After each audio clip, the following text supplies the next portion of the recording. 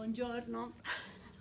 So, I will try to go a bit faster on the first part of my presentation, as it has been published on the on the website of the conference, and so also because I didn't want the forewords of my contribution to be more important than the theological reading. Please just get out this new theological reading from the title, because I don't pretend to be as new as it's written, and also because new is somehow a consumeristic neoliberal adjective. So I don't want to sell you something new. I just want to share with you some ideas and some what I call a theological reading of propaganda dynamics and of links between technique and propaganda. So I will really shortly summarize the first 4 pages, which are available yet on the website page. Just to say that, I propose 3 main steps to justify the existence, if we can say it like this, of a theological reading of the propaganda dynamics. So first of all, what is theology? How do we can we define this? So I read, we call theology the analysis of narratives that nurture the belief that human life, individual and collective, has meaning and can receive a mission from an otherness. Such narratives affirm the existence not only of a presence, but also of a perspective, of a promise, that also brings meaning to the duration and history of the individual, as well as to the faith and the social communities within which individuals fit and live. Within the context of a theological analysis of propaganda dynamics, we emphasize then some theological words, key words, such as salvation, person, conversion, healing, people, and so on. Moreover, we can consider how at times propaganda narratives can be formulated whose patterns traces religious ones, particularly Christian ones. For example, the rhetoric of good fighting evil, the promise of a better future, eschatology, the promise of salvation and healing, and so on. Third, the same techniques are used as much by political and commercial propaganda as by religious and spiritual ones. The two contexts often inspire each other, both in form and in content. It also happens sometimes that the political discourse hijacks religion, its language, its methods, and its belief. As a second starting point, so besides the definition of theological readings, we just recall some elements of the Ellulian definition of technique as a system. So not just technique, but the technological system. It is interesting, coming from Italy and France, that there is a sort of gap in the translation of the titles. Because what in French was the first volume of the trilogy on technology, L'enjeu du siècle. So the first title was The Technique ou l'enjeu du siècle. So the challenge of the century. In English has been translated The Technological Society. Bam! As if in the US context, the conclusion that Ellul would come 2 years later, in 1977, with the second volume of the trilogy, L'Assistant Technicien, in the United States was sort of already clear from the outset. Among the very specific features of this order, which Ellul illustrates at length in the first part of the Technological Society, we can also particularly emphasize, I quote, the necessary linking together of techniques, which nourishes the necessary universalism of technique. As a result, from the outset, one of the major problems posed by the technical system is that of the definition of autonomy of the individual, of the person, versus the growing autonomy and self-sufficiency of technique itself. And I quote, The individual's role is less and less important in technical evolution. Human beings are indeed always necessary, but literally anyone can do the job provided he is trained to do it.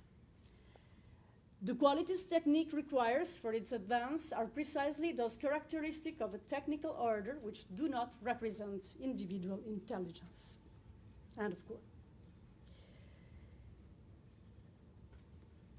And I scroll on because we don't have so many time. So this is the second element, then the definition, let us say, of technique as a system, which leads us to the third step, which is the definition of propaganda, as Ellul says himself, a system within a system. I'm not quoting Ellul, but Konrad Kellen, which is the translator of lots of books in this period, but also mostly of propaganda. Konrad Kellen says in the foreword to the English translation, I quote, "Only in the technological society can there be anything of the type and order of magnitude of modern propaganda, which is with us forever. And only the all-pervading effects that flow from propaganda can the technological society hold itself together and further expand." End of quote. So, having posited these three elements, I hope to have clarified a bit. Eventually, you can go back to the whole text. What I mean by a theological reading of propaganda dynamics. A theological reading, to summarize, will mean then analyzing the context, operation, lexicon, and charisma proper to the narratives and programming of propaganda that nourish and orient postmodern societies. Then the next step, which is the most important to me to share with you, are on two sides. So there will be, first of all, a proposal to, on the hand, briefly recall some of the elements of the context into which Ellul studies are published and translated into English, in the US culture mostly. And on the other hand, having a look to the present situation, so as we need to think locally, because if we don't, we go all around the world. I choose to start from the work of most of all three European scholars, European-based scholars. David Colomb, which has won the Ellul Prize in 2020 with his own book on propaganda. Asma Mehalla, which is a young woman scholar from the École des Hautes Études en Sciences Sociales of Paris, and Byung-Chul An, a Korean, German-based philosopher, which will be the three main interlocutors we have. And then the second part of my contribution is concerning the focus on four main challenges on a theological level, which can be analyzed as a challenge between technique and propaganda, and for a theological reading. So one challenge is on the hermeneutical level, another one on the homiletic level, the third on the ethical level, and finally on what I call the ecumenical one. So I will really try to be as fast as I can without losing anybody, which is a deal. So as for the perspective, there's one element concerning the context into which technological society and propaganda have been translated. Just to remember and to situate it in the history of translation and of the how we received into English the Ellul work. So the English translation of La Technique ou l'Enjeu du siècle is from 1964. The translation of propaganda comes the year after, in 1965, both edited by Vintage Book, and they are immediately followed by the Illusion Politique, the political illusion, in 1967. Nothing surprising, because if we look around in this same period, these are the years when a major consciousness-raising movement was advancing in Western society, and in the US first, with respect to the links between technique, propaganda, marketing, and the manipulation of masses. Just to bring a few examples, in the US context, the strategy of desire by Ernst Dichter is from 1960. David Ogilvy, who had the honor of the cover of the Times in 1962, publishes his advertising manual the following year, 1963, and sells over 1 million copies. In 1965, Bernays publishes his own biography of an idea, Memoirs of Public Relations Council. In early '64, in China, Mao's Red Booklet, edited by Lin Biao, comes out.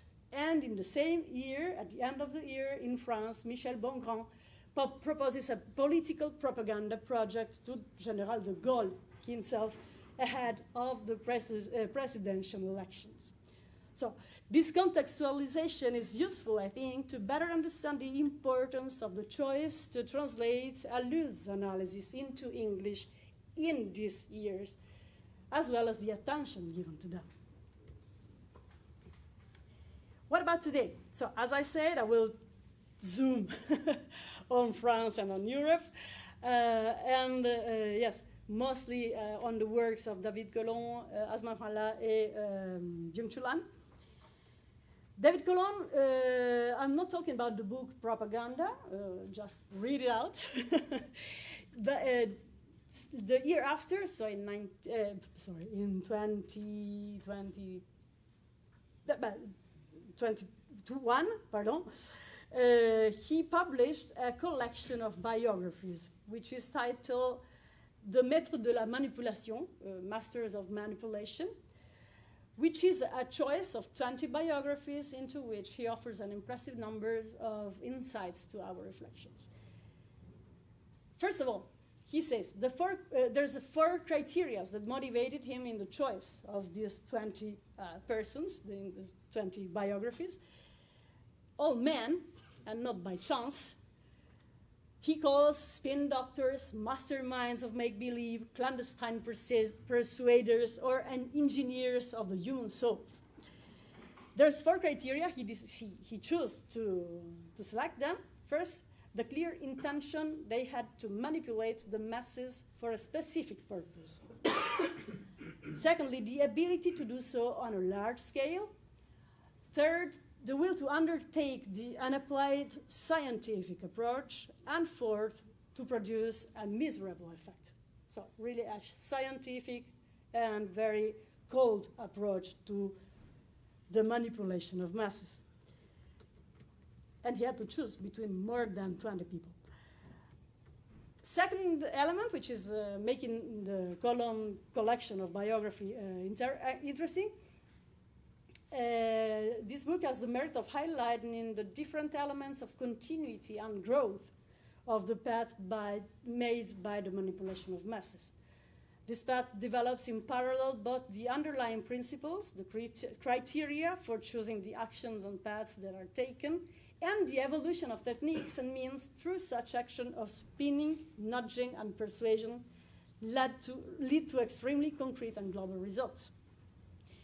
Third element, the analysis of the deeds and thought of the latest masters Colon speaks of, our contemporaries, from Brian Fogg to Mark Zuckerberg, Richard Thaler, Steve Bannon, Christopher Wiley, Roger Ailes, illustrates with distressing clarity the lucidity with which the techniques of mass persuasion are today applied with virtually total endorsement by those who undergo them, leaving absolutely nothing to chance and with extreme power of impact and concrete effectiveness. We can say at the end of this short exploration that the era of what we can call propaganda for persuasion is being transformed frighteningly quickly into that of intelligent power, as the philosopher Byung-Chul Han calls it. An intelligent power whose purpose is no longer even to persuade, but to pilot the masses and individuals who of their own free will have been abdicating their freedom and allowed themselves to be led and polarized without objection whatsoever. Protect me from what I want, Jenny Holzer used to say. On the other side, ladies too. Hasma Mekhala is a very young researcher, which I'm proud of, because ladies and youth are often slowly and very weakly represented in these kind of studies. Hasma Mekhala, in his books, whose title is Technopolitical, there's two little limitations. First of all, the fact that she is part of those who advocates the thesis of the neutrality of technique, which I'm not always agreeing with, personally. And I think it's one of the topic coming back often in the Ellul studies. Tools and technique, are they good or bad according to their use? Sounds quite superficial.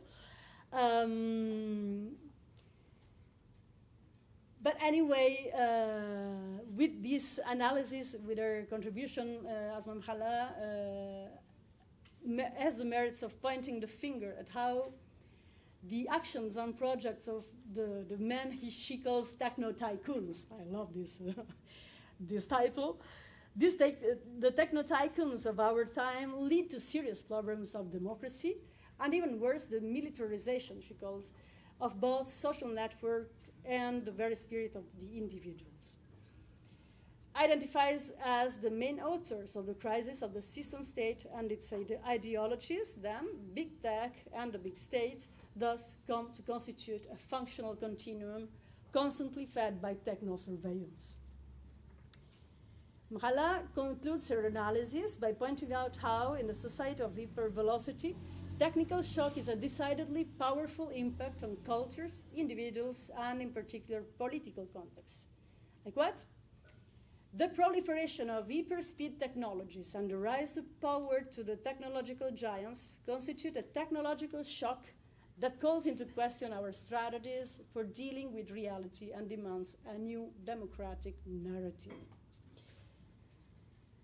To conclude this contemporary picture, I think it's not possible to not to know how in both Fallon and Mekhala analysis the contribution of Shoshana Zuboff and her analysis and description of the dynamics of what she calls surveillance capitalism is a key element.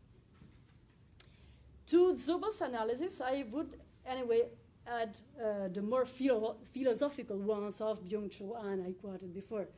To begin with, the remarks that revolve around observation about how, in what Byung-Chul Han calls the transparency society, we notice the internalization of the person that occurs as a, I quote, a voluntary self-denuding. This free and voluntary unrest, seeing, and exposure is the mean of big data's, the essential and now inexhaustible raw material from whose sources all techniques of mass manipulation draw, as we well know.